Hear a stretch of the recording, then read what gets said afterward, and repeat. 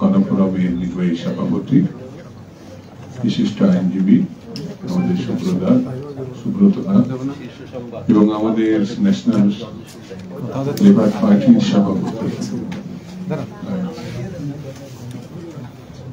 ফারুক ভাই, নেতৃবৃন্দ, মিডিয়ার বন্ধুরা, সুধীমণ্ডলী, এমনি আমি ধন্যবাদ জানাই যে আজকে অত্যন্ত গুরুত্বপূর্ণ বক্তব্য ইতিমধ্যেই চলে এসেছে।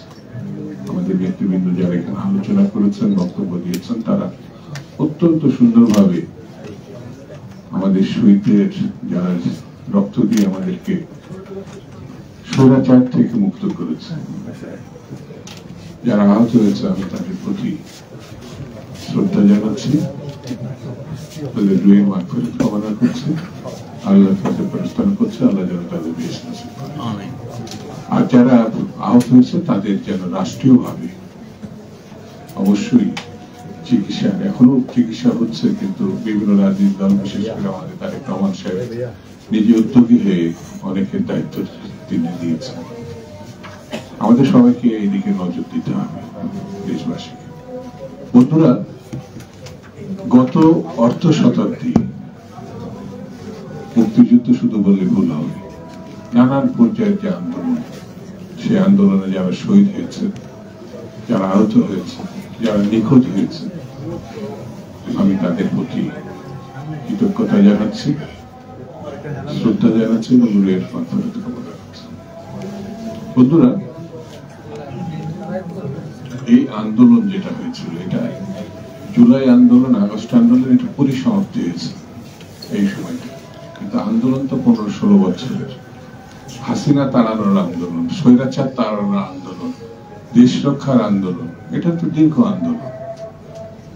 সেই শুধু জুলাই আগস্টকে যারা আমরা স্মরণ করছি, আমাদের অতীতকে আমরা অস্বীকার করছি।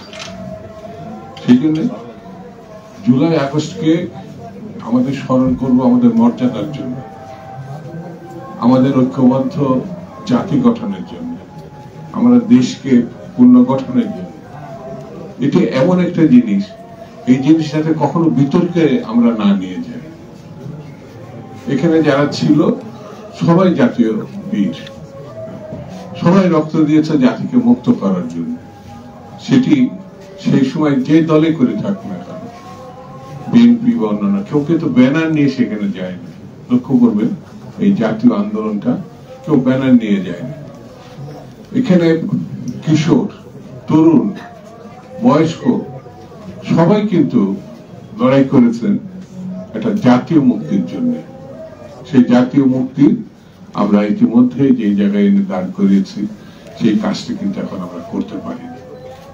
সেই কাজটি করতে হবে। স্বৈরতন্ত্রকে গণতন্ত্রে উত্তরণের জন্য স্বাভাবিক যে পথ, সেটি হচ্ছে নির্বাচন।